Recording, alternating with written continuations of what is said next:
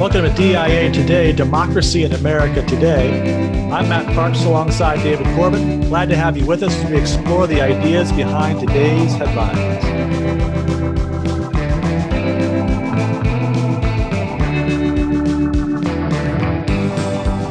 How you doing this week, Dave? Doing well. Just carrying along. It's hard to believe that 2/3 of the summer is over.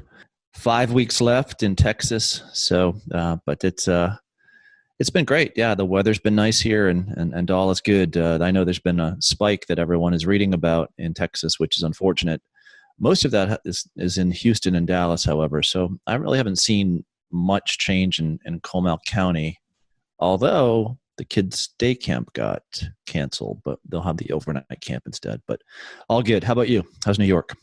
Yeah, we're doing pretty well. We're actually gearing up for our first time, extended time out of the house in 3.5 months. We're going to go visit my parents, Western Pennsylvania, in a county where they've had a total of 49 cases of coronavirus, about one a day at this point. So looking forward to being able to get a little bit of some fresh air and some time by the water, enjoy some time with my parents. So that'll be good.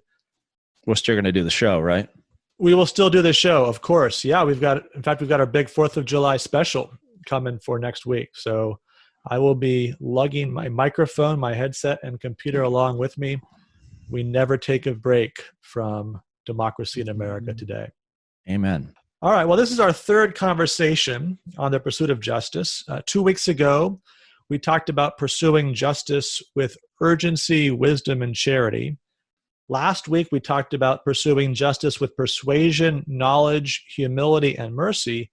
And this week, we're going to focus on opportunities for pursuing justice. So let's turn to the headlines now. And probably if you're following the big headlines this week, the headline grabbing news was mostly about the toppling of various statues and defacing of monuments. We're not going to talk about that directly, although we'll take that up next time in that 4th of July episode. But behind those headlines are these ongoing concerns about the justice of the criminal justice system and broader concerns, obviously, about racism more generally. And so we want to try to model the pursuit of justice we've been talking about in a conversation surrounding issues of criminal justice reform. So the first step in all that has got to be literacy. We've got to get some facts on the table, understand the basic context in which we're operating. And so what we're going to do is take a look at really 2 data points over time: the crime rate in the United States as well as the incarceration rate. All of the numbers here are taken from either the FBI's Uniform Crime Report, which is published every year, or the Bureau of Justice Statistics report on incarceration, which again is published every year. All the links, as always, for the show can be found in the show notes if you want to follow up on that. So we're going to start the story in 1965. In 1965, President Johnson sent a special message to Congress on crime and the administration of justice. And this is how it began.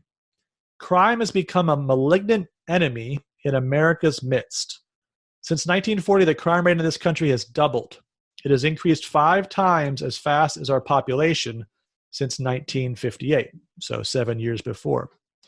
The message included proposals for new federal action in areas of organized crime, drug control, gun control, and also combating crime in Washington, D.C. But he also, in many ways more importantly, announced the formation of a presidential commission on law enforcement and the administration of justice. And this group worked for almost 2 years, put together a 300-page final report that included more than 200 recommendations, mostly for state and local governments. Now, this is how its final chapter begins, which gives you a flavor of the overall framework with which they were viewing the issue of crime. America can control crime. This report has tried to say how. It has shown that crime flourishes where the conditions of life are the worst, and that therefore the foundation of a national strategy against crime is an unremitting national effort for social justice. Reducing poverty, discrimination, ignorance, disease, and urban blight, and the anger, cynicism, or despair those conditions can inspire is one great step toward reducing crime. So in the common language of this debate, they're focused on what's often called the root causes of crime. Now, that report's widely regarded as a watershed moment in modernizing policing and the role of the federal government in working with states and local police departments. The one thing that didn't stop was the increase in the rate of crime. So you notice President Johnson was talking about crime doubling in the previous 25 years. Well, in the next 10 years, it doubled again. And it would continue to increase until it reached an all-time high in 1980, which was almost 2.5 times the rate that it had been in 1965. Now, that's the context, obviously, for the election of Ronald Reagan. And at the beginning of the Reagan administration, Reagan, like Johnson, appointed a group to investigate crime. In this case, it was the Attorney General who was tasked with this particular challenge of looking at the issue of violent crime. Violent crime had grown even faster than crime more generally. It was up 182% since 1965. And the task force made 64 recommendations that focused on what we could say is a get tough approach to crime. And for the next 4 years, from 1980 to 84, crime rate went down a little bit, but then it began to increase. And so by the time Reagan leaves office, it's just a little bit below where it was when he came to office. Now, fast forward a few more years, 1991, as the 92 presidential campaign is getting going. You may recall an obscure Arkansas governor, Bill Clinton, running as a centrist New Democrat that year, wanting to learn from what were seen to be past political mistakes by his Democratic nominee predecessors, also proposed something of a get tough approach to crime on the campaign trail, and then followed through on that in his administration. Now, he didn't realize at the time, of course, but in 1991, as that campaign was just getting going, that turned out to be the last major peak of American crime. And since then, 26 of 27 years, the crime rate has declined through presidential administrations, left, right, and center. And in fact, and somewhat ironically, 55 years later, the crime rate is essentially identical to what it was when Johnson gave that report back in 1965. 55 years to go there and back again. So that's basically the story on the crime rate. Now, a more abbreviated version of the story on incarceration, because we've already kind of laid out some of the key chronological points in the sequence. In 65, when President Johnson sent his message to Congress, the incarceration rate was about 108 prisoners per 100,000 people. So in other words, about 0.1% of Americans was in state or federal prison. 10 years later, even though the crime rate had doubled, the incarceration rate was basically the same. It was now 111 rather than 108. However, over the next 12 years, it doubled. And then it doubled again in the 11 years following. So by the time you get to 1998, there's over 400 Americans for every 100,000 that are in prison. And it peaks in 2007 and 2008 over 500. So at that point, about 0.5% of Americans are in state or federal prison at any given point in time, which, by the way, doesn't include people that are in local jails that are awaiting trial or things of that sort. So the actual number of people incarcerated is higher than that.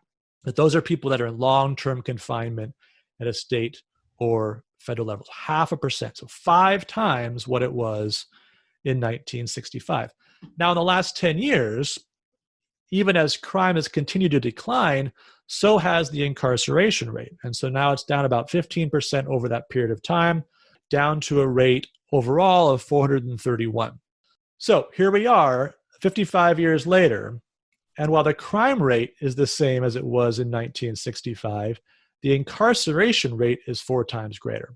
So those are amazing numbers, Matt. And I think that those numbers really suggest to us why there is a desperate need for criminal justice reform in the United States in the year 2020. That incarceration has increased to that degree, and you're still dealing with a crime rate that basically is where it was 55 years ago, ought to wake us up to the reality that we're not doing a good job tracking with reality on the issue of crime. Yeah, and so I think that, as we try to put all this together, right, what I want to do is try to take some broad conclusions we can draw from this and then look at a plan for moving forward. So I think the first thing to say is that policymakers react to real world circumstances. And if you look at the laws that are most often blamed, at least the federal laws most often blamed for the problem of mass incarceration, there's 2 Reagan era laws and 1 law from the Clinton administration. And those 3 laws were all passed during the period when the United States had its highest crime rate in history and where the immediate context of those administrations coming into office was a long-standing, significant annual increase in the crime rate. So they weren't creating a problem and looking for a solution. They're responding to real trends, even if we conclude they responded in ways that were regrettable in the long run, or even at the moment could have been foreseen to have consequences that would have been negative consequences. The actual trends, the increase in the crime rate, were real. And so there was something more than just the will of political leaders. There was popular support. These are popular leaders that were doing things that were popular in the day. Yeah, I think, for example, the particular case of New York City. In the early 1990s, my older sister went to the Parsons School of Design for a semester and left because crime was so bad. My wife went to New York City after graduating from Syracuse University in 1994 and always talks about the change between when she first got there and what it became in the early 2000s and thereafter. Her favorite politician of all time is Rudy Giuliani for just that fact, that there was a serious crime problem in New York City, and she was thankful that he and others leading New York City at that time reacted to real-world circumstances and tried to make a positive change by getting harder on crime. One question, Matt, and you may not have this in the data you drew together this week. What part did drug and drug enforcement play in the increase of people who were incarcerated? Was there a correlation there between tougher drug laws and more people incarcerated? Does that explain the increase, or only part of it? It's definitely part of it. I think, as you look at the research on this, and obviously there's a variety of different arguments, but it seems like the thing that had the longest and most lasting effect were laws that required truth in sentencing and therefore took away some of the discretion that judges were able to otherwise exercise, and therefore created longer sentences on average for crimes. And so one of the reasons you have a higher incarceration rate is that people are staying longer, so their term overlaps with somebody else, whereas before they would have been out, now they're not. And so that's been a big driver of this trend. And some of the things that have been happening to roll this back have been to look at diversion type programs that prevent people from going to jail in the first place, or make parole more viable option. And so people don't have to serve out the full 20 years they might otherwise serve. So it's actually sentencing length as well as what is and isn't criminal that seems to have been driving this. But as much as politicians may react rightly to real world circumstances, I imagine that there's the other end of the spectrum too, where they did the opposite, where they overreact, right? If you're talking about 4 times the incarceration rate, something went wrong along the way, correct?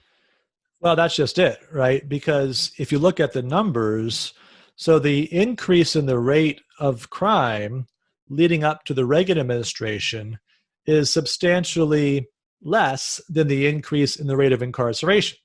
So serious crime problem, even greater response in terms of the increased number of people in jail. Exact same story in the Clinton years. 7 years of increased crime rates leading up to the Clinton years, and even greater increase in the number of people in prison over the Clinton administration. So they react to real world circumstances, but they tend to overreact. And we're talking about policymakers here, but let's also keep in mind they're reflecting public preferences. It's really the American people in some ways we're talking about. They care about their safety. and they care about it in ways that lead them perhaps to overreact to perceived, or in many cases, real threats to that safety, even if the perception of the threat is rational. The response sometimes mixes the rational and the irrational.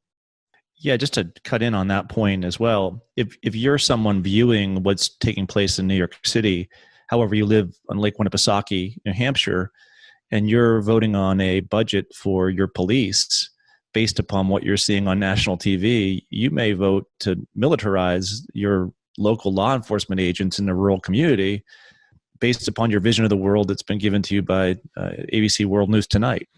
And you could see that in different rural communities across the country, that here you are thinking that what's taking place in a very hot spot of crime is taking place in your own backyard. And it's rarely the story of goodness that's ever shown on television broadcasts then and now. Yeah, it's a great point. One of the articles I briefly glanced at this week talked about some polling data where people were asked their perceptions of what was happening in terms of violent crime in their area. And they had the data. You could say, no, it's definitely declining. And yet the perception of the people was that it wasn't declining, that they still thought it was increasing. And so there's certainly a place, an important place, for informing the public so that they understand the actual circumstances, right? And this is obviously an important place for statesmanship to refine and enlarge the public view, going back to James Madison and Federalist 10, refine and enlarge the public view so that policy doesn't reflect misconceptions. And yet, again, to go back to the story that we're telling, there's a lot here that is based in reality. And there were real changes in the safety of American people, broadly speaking, during the period when these laws were being passed. Now, the last point on this that I'd want to make before we look at where we go from here is that the best approach to criminal justice is difficult to discern. So let's take sort of a classic account of how this would work. The best approach to crime is by locking up those people that are incorrigible, a certain class of people that are criminals, and doesn't seem like anything you do will change that. Keep them off the streets, lock them up for good, and then threaten really severe punishment to those people who might be deterred by the threat of that. And so that kind of get tough is the way that you deal with crime. So let's take that as our hypothesis, and let's run the data through that hypothesis, or to test that hypothesis. Well, for a while, it looks pretty good, because in the 1960s and 70s, incarceration rate is flat and crime is growing. And so you could say, well, of course, we should be locking up more people. And because we're not locking up the right people, then we've got a problem. Crime is growing. More people should be behind bars. Then Reagan comes to office and takes that get tough approach. And for about 10 years, you've got this kind of flat, not up, not down crime rate. Large increase in incarceration, flat crime rate. Well, you could say, look, it's been growing for 40 years, and we stopped the rise. And we stopped the rise by incarcerating more people. So apparently that confirms that our approach was good. And then you can layer on top of that the 17 years from 1991, that second peak, to 2008, where you still get more people incarcerated and the crime rate starts to fall. And so here we go again, right? More evidence, more people in jail, less crime. And so you've got 50 years of data that you could look at. And obviously there's a lot of fine points in this, right? But we're just trying to draw broad strokes. You've got a basic hypothesis, looking at the data, and it looks like the data is confirming that hypothesis. And then something happens.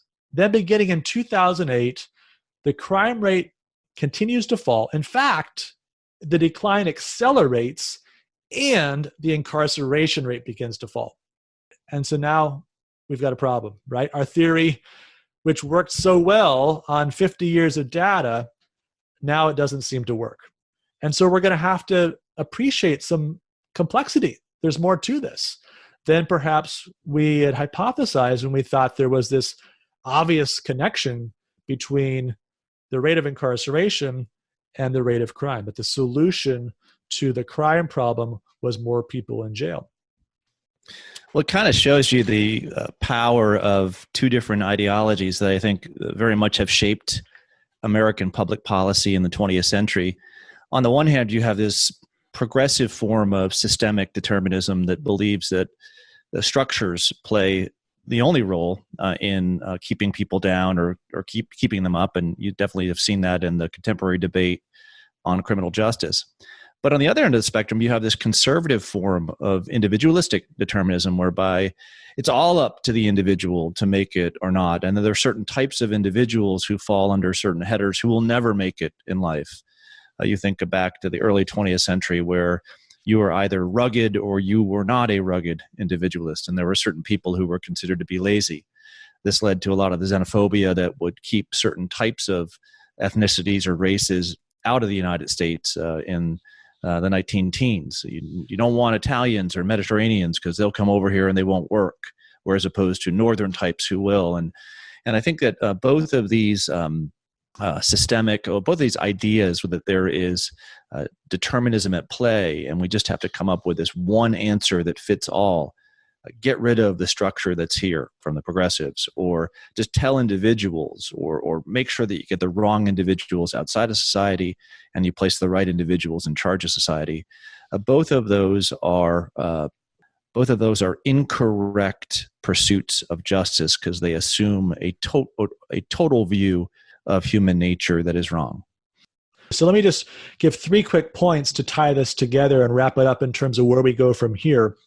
So number 1, I would say recognize that the American people are risk averse when it comes to crime. That's a story that we can see here. Why is it that a smaller increase in crime leads to a greater increase in incarceration? The answer is simple, because people are risk averse. They feel insecure and they want to feel secure. It's the first step in living any kind of decent life. Now, what's interesting, and we can say this to our progressive friends here, you talk a lot about security when it comes to welfare or healthcare or things of this sort, and you assume that Americans are risk averse in those areas. Don't be surprised if they're risk averse when it comes to matters of criminal justice, right? It's really the same phenomenon. People want to feel safe and secure. We may not like how that manifests itself. Our libertarian friends are saying, boy, I wish people weren't so risk averse when it came to economic things. We could have a lot more sensible policies if we cut back on unemployment insurance. Social Security is such a bad deal. We ought to have private investment. Right? Well, fair enough. But if that's not who we're dealing with, if we have a risk averse population, the first question you have to do is understand who these people are that you're dealing with. And so whether you're on the left or on the right, depending on the issue, recognize that you're going to have to more or less take those qualities of the American people for granted and build from there rather than trying to impose some vision of who they should be upon them and try to make policy accordingly. I think it also, to me, it speaks to the last month and a lot of the protests, many of which were peaceful, many of which were not. But the optics of those protests, if the American people are risk averse, what are the optics of those protests going to do for the very thing that those protesters want? If the protesters want X, Y, and Z, and yet all the American people are seeing is a criminal aspect or nature of protests becoming riots, becoming mob rule, then are they actually going to be able to achieve the social justice reforms that they're after? I think it's actually doing more harm than good to what they want. Yeah, I mean, I would say that the best way to stop criminal justice reform will be to create a context in which the people don't feel safe.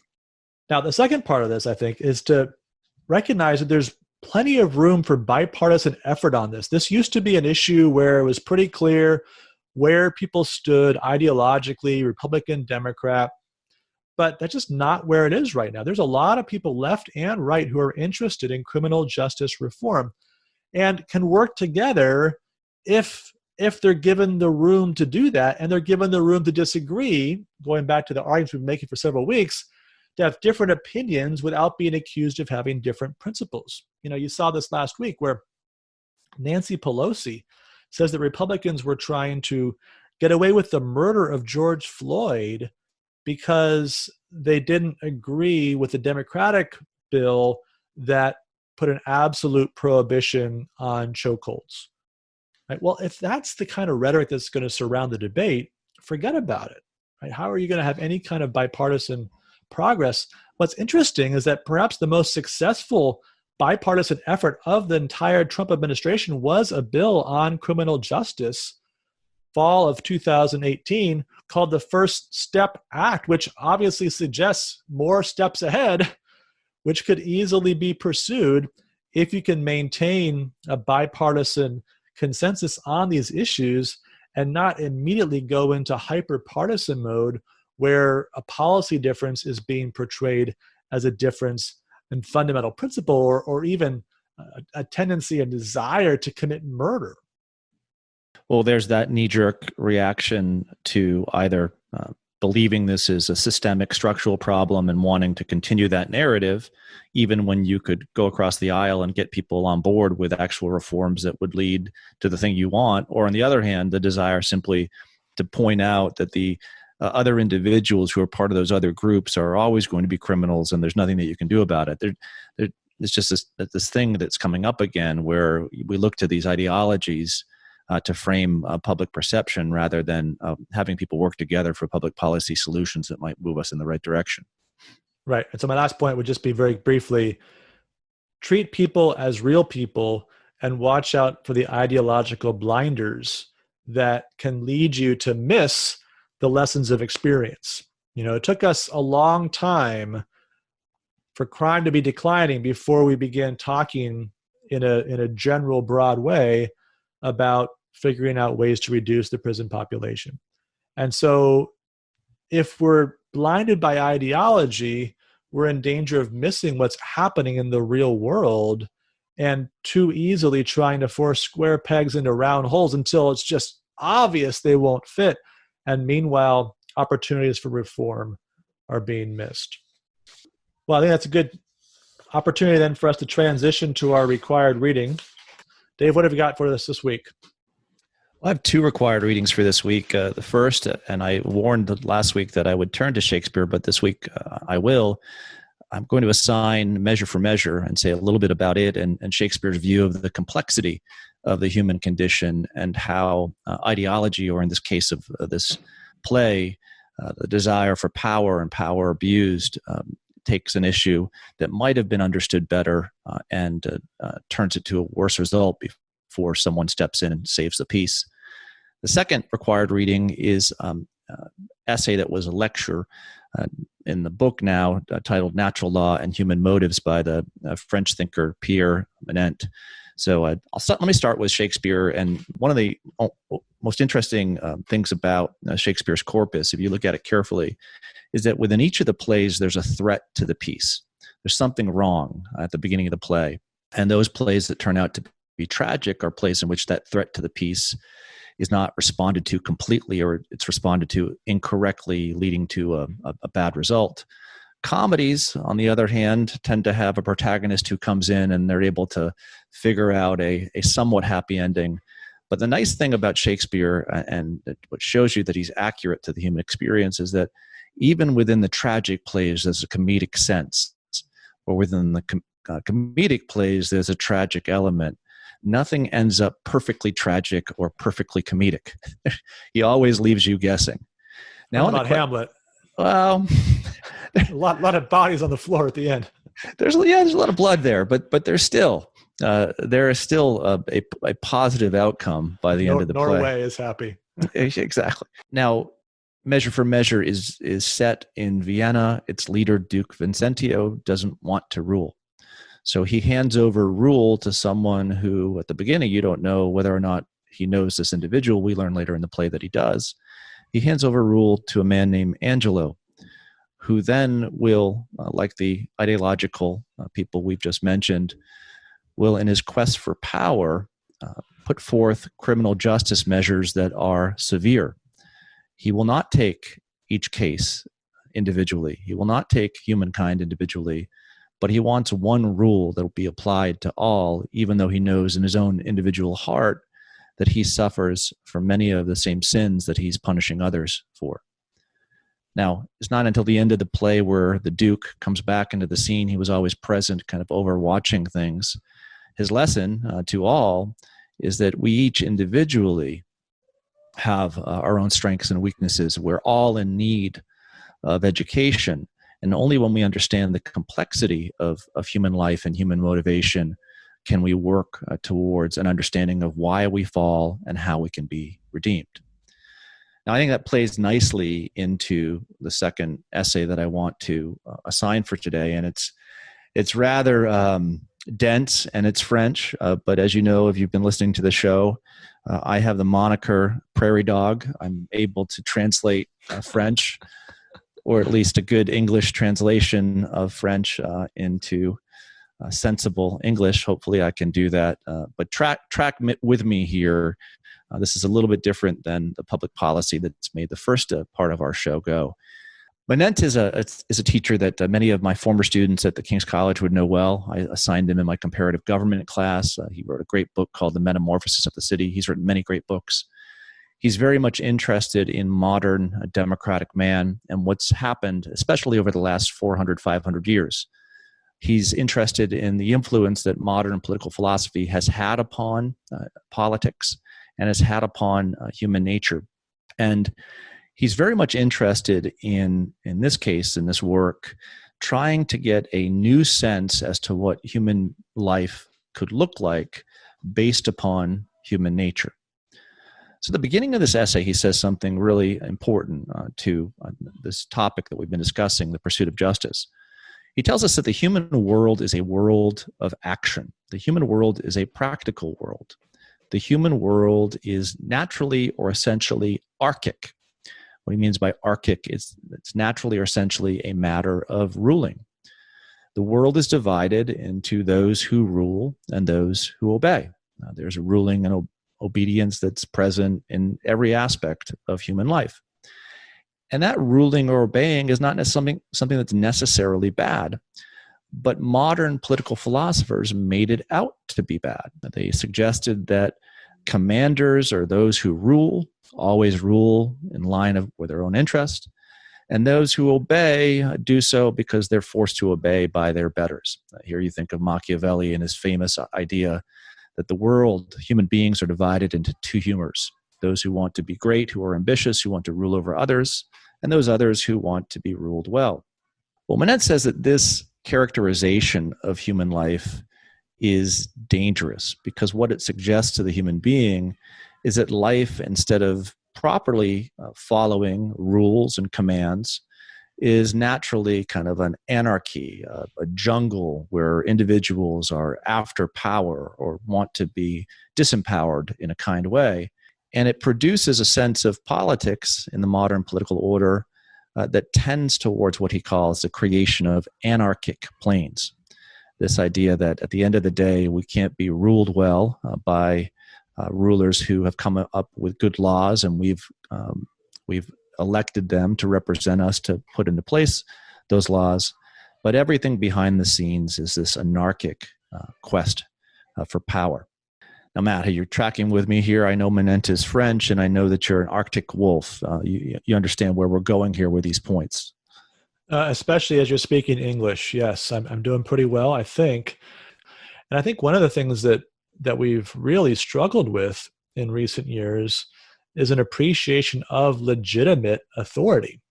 And to see that legitimate authority is actually a foundation for a good life.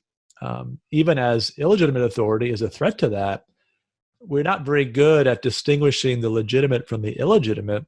And so we sort of throw our hands up in the style of Alan Bloom in The Closing of the American Mind and say, well, we can't really distinguish better and worse, high and low. So who cares? We'll just say there's no rules after all and no rightful rule after all. Exactly. So archy, properly understood, leads us to an appreciation of rule or justice. And when we notice where that justice is not present, injustice. Whereas anarchy sets us up for an idea where we can never achieve justice, that what we're dealing with are various types of might makes right scenarios. So you're tracking excellently. Thank you, Arctic Wolf. So what does Manent have to offer as a corrective for this? Well, he suggests in this essay that there is something natural about human behavior that we can turn to and hence use to judge whether things are just or unjust.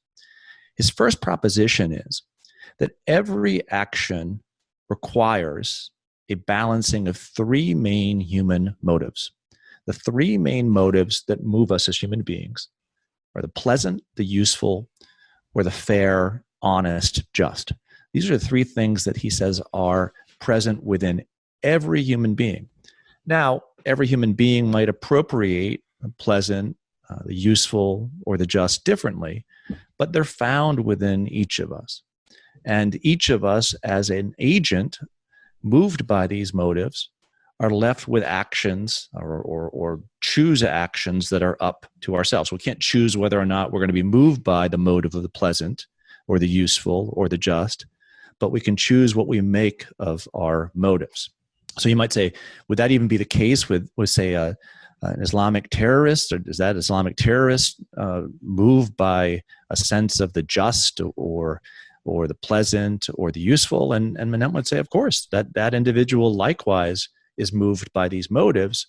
The problem with the Islamic terrorist is that notion of the just is a crude and cruel notion.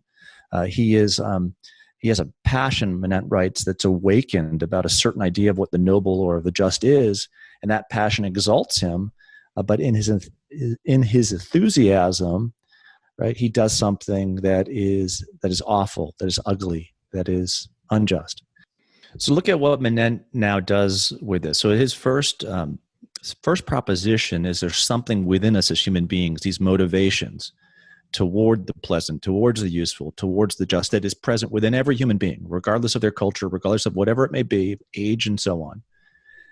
That is what is natural, and that can form the basis, Manent says, between our life of varying circumstances and a notion of right in natural law, where we can judge through criteria, through clear criteria, what better or worse human conduct is. So what I'm suggesting, or what Manent is suggesting here, is that there's not this great chasm between our circumstance and there's a rule of just action. That if we know, right, that various motivations lead us to do certain things, and those motivations can sometimes lead us to do wrong things, sometimes it lead us to do right things, we have a basis upon which to judge. And really, at the end of the day, Manent believes that it's that basis to judge that will lead us back to a way of politics in which we are actors, right? This tendency to believe that life is anarchic, that there's no rule, that people do what they're going to do, and then you just try to, maintain your own safety or the safety of your family. That leads us to think of politics as a spectator sport.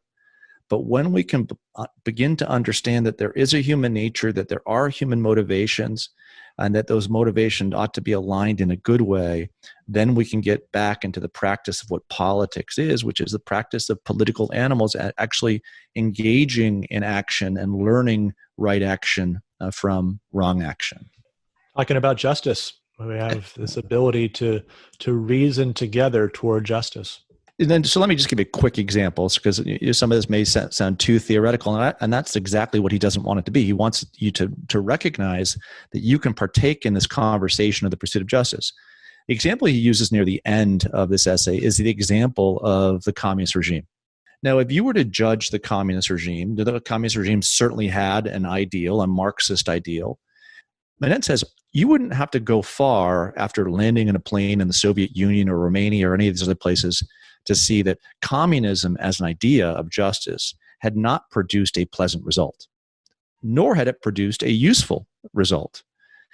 And just the very fact of the unpleasant nature of communism and the lack of utility within the idea would have further made the case that the notion behind it, the notion of justice behind it, was an incorrect notion.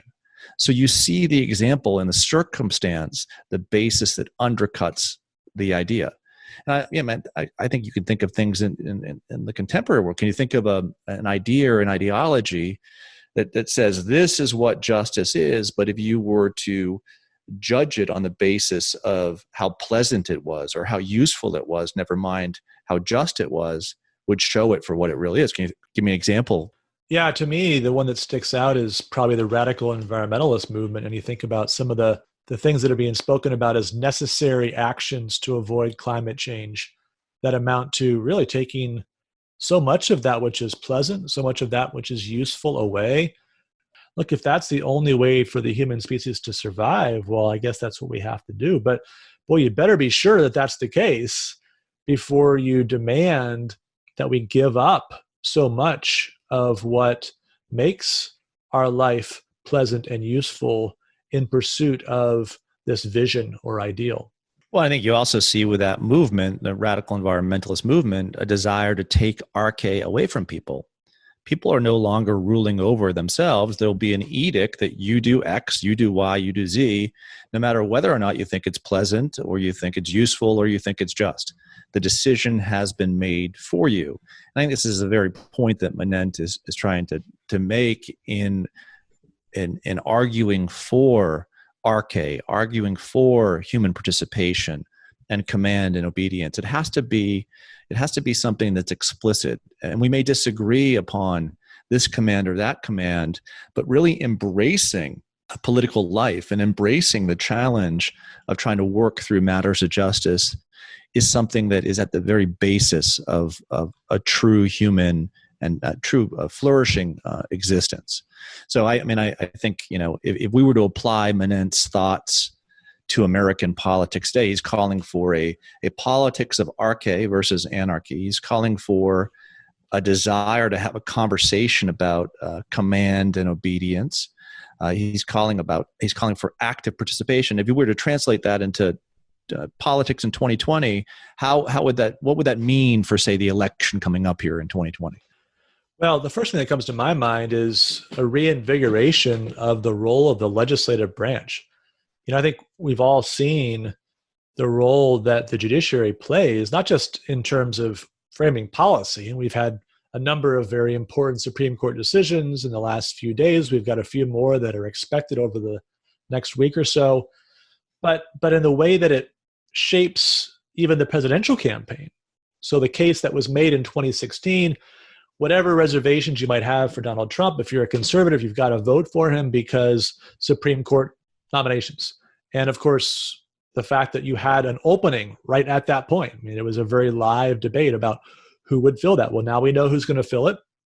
And we've seen in a very recent case that Neil Gorsuch did not exactly fulfill the expectations of those who put him in that position. And he may not do that in other cases as well. Who knows what's yet to come. So we have this expectation of the Supreme Court winning our arguments for us. We can appeal to rights, whether well-founded or not, that we say are in the Constitution, whether they're in the Constitution or not.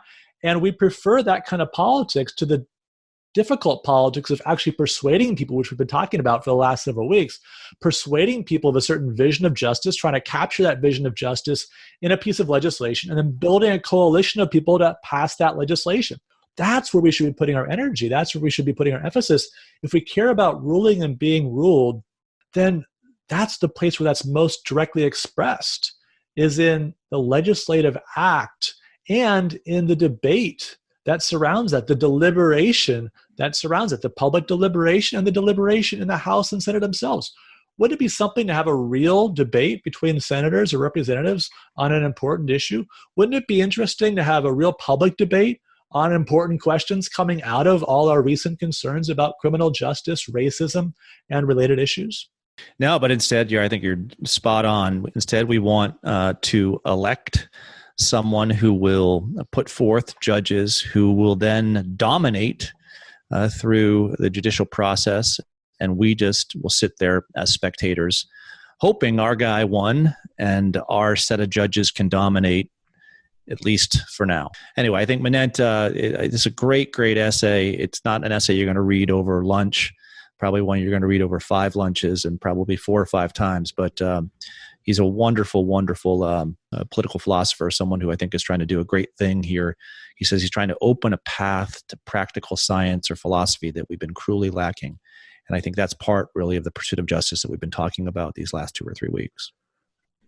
Well, we've got 2 more segments to go. We're running long, but stay with us to the end. We want to have a little bit of fun as we wrap up the show. And our first segment we're going to look at is our opening up of the grade book. And so this week, we've decided, since summer is moving along, as Dave already said, depending on when your summer starts, wherever you are, July is a big month for vacation. So we're going to talk about some good vacation options, grade some vacation options for this month ahead. And, we know there's a different context this year with the coronavirus, different options. People are looking for different things to do. So we've got 4 options we're going to do quick grades on. Number 1, visiting the big city. Number 2, hit the campgrounds and national parks. Number 3, head to the water, beaches or lakes. And number 4, staycations. All right, so let's start with the big city. Dave, what about a vacation in New York City? New York City is a great place. I definitely don't want to get on a plane right now and go to New York City. We're trying to convince our friends from New York City to come down to Austin or San Antonio and visit us in Canyon Lake. So that I'm going to give New York City right now about D-. I'd say that's true also of Dallas, San Antonio, and Houston, the big cities around me. I'd rather not go there right now. The big city that I'd probably like to, so all relative, visit is the one we go to pretty much every week. We go to church there, New Braunfels, 120,000, big city. So that's about all the big city I have in me right now on June 26, 2020. Okay, all right. Yeah, it's amazing that the cheap hotels that are available in New York City. So if you're a bargain hunter, you might be thinking this is the time to go. Things are actually relatively calm there with respect to coronavirus. Of course, a lot of attractions remain closed. Restaurants you can do outside. So you've got some limitations. But if your number one item is going somewhere maybe you couldn't otherwise go when it's cheap, this might be the moment for you. So I'm going to give that a C-. I'm a little closer to New York City, a little more sympathy for those poor restaurateurs and others that would love to have you come by. How about hitting the campgrounds and national parks? I just did that yesterday. We went to Garner State Park, about 2 hours west, and it was amazing. Just great river, the Rio Frio, and it was just incredible rope swings, and kids had a great time. It definitely was open air, and there were crowds there, but I think that they were keeping the numbers down to maybe 50 to 75% capacity. So we had a great day. Most of what we do around here is related to the water, whether it's the Comal River or the Guadalupe. We're kind of out and about and really taking advantage of that. It sure is hot here too, so you have to do that. So that's an A. I connect campgrounds, national parks. My wife won't camp though; she won't even glamp. So we're just gonna stick to day trips. All right, very good. Yeah, I think there's a lot of opportunities there. Certainly, a lot of the parks are open, at least for camping and hiking and that kind of thing. Maybe the visitor centers aren't open, or if you want to stay in lodges. But if you're willing to be outdoors and just kind of enjoy that, there's a lot of good opportunities. I think it's probably going to be busier as the summer moves on in some of these places than it otherwise would be, at least as much as it's allowed to be. So if you're somebody who likes to just have you and nature, this may not be the summer for that. But still, I think overall it's a good choice. I'm going to give that a B. All right, how about then, you've already mentioned water, right? But what about going to the beach, hanging out on a lake? I know you've had a lot of that in your past. What about that for a good summer option? I've always been more of a lake person than an ocean person. So I give lakes A's. I give lakes and mountains A's. Beaches, unless they're California, probably a C. B to average out the beaches and lakes. Okay. All right. Yeah, I'm not really a beach person myself, but we're about to spend a couple of weeks, Lord willing, at my parents' cabin on a lake in western Pennsylvania. We're looking forward to that. And that's just my speed. Nice and quiet most of the time. 4th of July gets a little lively, but that'll be fun too. Get out on the water, take the boat around, maybe do a little bit of kneeboarding or water skiing, that kind of stuff. Enjoy some fireworks and all the rest. So looking forward to that. I'm going to give that an A. I guess If we're doing it with the beaches, probably makes it an A-. Last option, the staycation. Depends where you're staying. You're probably sick of staying where you are, so you'd probably give a staycation an F. I think if I was back in California and we were confined to our condominium, that would be an F as well. But it's all relative on this question anyway. Staying where I am right now is looking at a beautiful sunset with a campfire and cornhole. So staycation is an A in Canyon Lake. Yeah, I'm definitely have to go low on this. We've been staying for about 3.5 months, and there hasn't really been any vacation. So I can't really imagine if we were to say, okay, now we're going to take a break from staying here and doing the normal things we're doing to enjoying some break. I just don't think it would happen. I'd still have emails to answer. There'd still be too many things to do. So I can't really imagine actually having vacation in the staycation. So I'm going to go D- on that one. I'm very grateful that that's not what we're looking at this point. We're looking forward to being with my parents, being out there on the water, and getting a good, real break coming up. Well, we wrap up the show each week with the Tocqueville's crystal ball. And the way it works is that we both make a prediction for the week to come. And whoever is closer to the mark or gets the prediction right gets to then choose the crystal ball challenge for the following week. So last week, the prediction was we would have more listeners or downloads for the podcast from California plus Texas, Dave's kind of home turf, or Pennsylvania, New York, New Jersey, Connecticut, and Rhode Island, which is the area where I live and I'm most connected. So we totaled the numbers up, and we had a pretty good week. Each week we're getting more listeners, so that's been encouraging. And there were 38 downloads from California plus Texas and 26 in the 5 states that were mine. So if we're slaughter, Matt, that was 38-26. I mean, that's a football game where, you pretty much had no chance at the end. Is that correct? Well, hold on. Okay, so if we do a little math here, we total it up, we find that there are about 69 million people in the 2 states that you had, and about 46 million in the 5 states that I had. So let's do this per capita. Per capita, you have 5.4 downloads per 10 million people, and I've got 5.7 downloads. So either way, obviously we're viral, right? When you're getting that level of listenership, obviously those are crazy numbers. 5 per 10 million. I mean, we're moving the needle. Out of the park. That's right. We're obviously moving the needle, but on a per capita basis, Northeast beats California plus New York. I'm not buying it. I think many of us not California, but Texas are out and about. We're getting blamed by the national media for being out and about. So we're not there at our computers. So the level of ease in the Northeast to listen to our show is much greater than in Texas. So I still think Texas and California took this one. To be honest, the way we set it up last week, you won. But I'm just saying, as we recognized, I had a disadvantage and overcame that in a certain sense. Be that as it may, we're taking up a new challenge for the week to come.